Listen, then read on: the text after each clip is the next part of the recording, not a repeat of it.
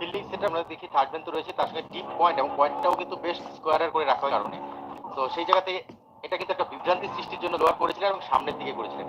এই pace variation এবং অ্যাডজাস্টমেন্টটা খুব, এটা কিন্তু 123.9 এই বলের গতিটা ছিল। এই পেস ভেরিয়েশনটা করতেই হবে, আপনি টি-20 খেলতে হলে এবং এই ধরনের উইকেটে যখন আপনি খেলবেন এই পেস ভেরিয়েশনটা আপনাকে শিখতে হবে এবং লেন্থটাকেও ভালো মতো ডেলিভার করতে হবে। সেই জায়গা থেকে কিন্তু নাহিদ রানার এই বলটাতে আমরা সেটা দেখতে পেয়েছিলাম। এর আগের ওভারটা নাহিদ রানা যখন বোলিং করেছেন, যে বলতে মার খেয়েছেন অনেক বেশি সামনের লেন্থে বল ছিল, তবে একটু পেছনের লেন্থে যখন বল নিয়েছেন মিরাজ স্মুথ খেলেছেন। এরপর নাহিদ রানা শর্ট অফ লেন্থে না গিয়ে সামনেই আবার করেছেন, তবে শেষ বলটা নাহিদ রানা যথাপযুক্ত লেন্থে বোলিং করেছেন, যেটা মেহেদী হাসান মিরাজের জন্য করা উচিত। শেষ মাথায় লঙ্গনের ফিল্ডার আছে নাইম শেখের জন্য, শর্ট অফ লেন্থ কাট করেছেন, সাইড দিয়েই আরো একটা রান বের করেছেন নাইম শেখ। স্ট্রাইক রেট 133, দেখে মনে হবে যে আরামের সঙ্গে এগিয়ে যাচ্ছেন, তবে তাকে স্পেসটা দিচ্ছেন আসলে মেহেদী মিরাজ। তার এই দারুণ স্ট্রাইক রেটে ব্যাট করা নকটা দিয়ে 81 স্ট্রাইক রেট, এই মুহূর্তে দুটো ছক্কাও হাঁকিয়ে ফেলেছেন ইতিমধ্যে। ওই লেন্থটাই টার্গেট করতে থাকবেন মেহেদী হাসান মিরাজের জন্য, এবং ফিল্ডিং এর অবস্থানটা এখনো কিন্তু সেরকমই রয়েছে। ডিপ থার্ড ম্যান একজনকে নেওয়া হয়েছে, ডিপ ব্যাকওয়ার্ড পয়েন্টে আরেকজনকে নেওয়া হয়েছে, এবং সেই জায়গাটায় শর্ট অফ দ্য লেন্থের বল তো করবেন, সেক্ষেত্রে লাইনটা কি চতুর্থ স্টাম্প করিডোরে থাকবে কিনা, অফ স্ট্যাম্পের বাইরেই ছিল। মেহেদী হাসান মিরাজ সরে গিয়ে স্কোয়াড ড্রাইভ করেছেন, সেক্ষেত্রে কাভার অঞ্চলে ফিল্ডিং এক্সট্রা পেসের জন্য ঠিকঠাক মতো শটটাকে নেগোশিয়েট করতে পারেননি মিরাজ, তবে একটা রান পেয়েছেন।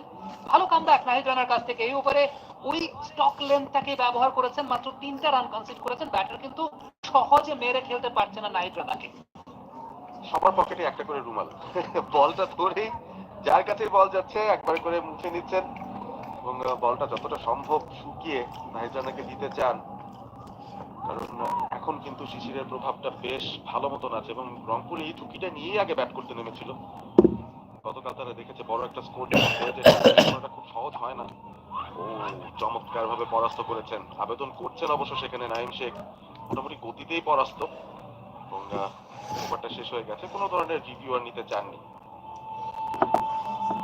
হানান ভাই, জাস্ট একটা কোয়েশ্চেন, সেটা পারভেজ একটু আগে যেমনটা বলছিলেন যে সবার পকেটে রুমাল, ভেজা বলে বোলিং করার যে জায়গাটা, অভ্যস্ততার একটা জায়গা তৈরি হয়। মোহাম্মদ শামির একটা ইন্টারভিউ করছিলাম 2023 বিশ্বকাপের আগে, যে তার ফার্স্ট হাউসে তিনি বলকে বালতিতে ভিজিয়ে তারপর সেখানে বোলিং করার চেষ্টা করতেন ভিউ ফ্যাক্টরকে কাজে লাগানোর জন্য। এই জায়গাটায় বাংলাদেশের ডোমেস্টিক ক্রিকেটে তো কখনোই আসলে আমরা সেই সুযোগ পাই না, সেই লাক্সারিটা নাই প্লেয়ারদের অভ্যস্ততাটা গড়ে ওঠার জন্য। কে বললো আপনাকে? এটা প্রায় করা হয়। ইভেন আমি যখন বিপিএল টিমের সঙ্গে কাজ করেছি, আমি যখন কোচ ছিলাম, ইভেন আমি ম্যানেজার ছিলাম সিলেট সিস্টার, রাজশাহী রয়্যালস, সেই জায়গায় আমরা এই কাজটা করেছি। কিন্তু এইভাবে মোহাম্মদ সামির মতো করে হয়তো জিনিসটা ভাইরাল হয়নি, ইন্ডিভিজুয়াল না। টিমে আমরা এই ধরনের কাজ করে থাকি। আপনি ইন্ডিভিজুয়াল এই টিমগুলোর সঙ্গে যখন কথা বলবেন, প্লেয়ারদের সঙ্গে কথা বলবেন, আপনি জানবেন যে এরাও করে থাকে। তো জিনিসটা হয় কি, মানুষের কাছে কতটুকু পৌঁছায়, প্রতিটা দলে এটা করে এবং এটা আজকে নতুন না, এটা কিন্তু অনেক আগে থেকেই করা হয়। যাই হোক, বোলিং এসেছেন কুছদিন অ্যাগেন। সো এটা কিন্তু আসলে ওইভাবে আপনি হয়তো জানেন না, বা যারা টিমের সঙ্গে থাকে এবং টিম প্রিপারেশনের পার্ট হিসেবে কিন্তু এই ধরনের কাজ করা হয়। মোহাম্মদ সামি হয়তো ওয়ার্ল্ড কাপের আগে তারটা সবাইকে জানিয়ে দিয়েছেন, অন্যান্য টিমগুলোর কাছ থেকে হয়তো সেভাবে আমরা একটা জানি না। সেক্ষেত্রে আমাকে একটা ধন্যবাদ আপনি দিতেই পারেন পয়েন্টটা ওঠানোর জন্য। এক্ষেত্রে অনেকে জানতে পারলেন বিষয়টা হান্নান সরকারের কাছ থেকে। সুইপ শট, বল চলে গেছে ডিপ স্কোয়ার লেগ অঞ্চলে, 2টি বারের জন্য প্রান্ত পরিবর্তন, এবং সেই 2 রানের সুবাদে রান সংখ্যাটা 78। খুলনা টাইগার এই ওভার থেকে 2টা রান কনসিড করেছেন, তবে সেক্ষেত্রে তৃতীয় আম্পায়ারের শরণাপন্ন হয়েছেন। সেক্ষেত্রে অনফিল্ড আম্পায়ার দেখার বিষয় যে ক্লোজ কল কিনা, কারণ দৌড় দেখে মনে হচ্ছিল যে না, সেক্ষেত্রে ডিস্টেন্সটা কভার করে ফেলেছেন 2 ব্যাটার। ফিল্ডাররাও যার যার অবস্থায় আছেন, বোলারও নিজে প্রস্তুত পরের বলটি করার জন্য। খানিকটা ক্যাজুয়ালি ছিল অবশ্য মেহেদী হাসান মিরাজ, ব্যাটটা অবশ্য ট্র্যাক করেননি, ঠিক করেছেন, পাটা ফেলেছেন যখন সোহান বলটা ধরলেন, ধরার সময়ে ধরার আগেই কি বেলটা পড়ে গেছে কিনা, সব একটা কন্টেনশনের ব্যাপার। মেহেদী হাসান মিরাজ বল ওয়াচিং এ ছিলেন, ডিসিশন পেন্ডিং, তবে নট আউটের সিদ্ধান্ত আসার কথা।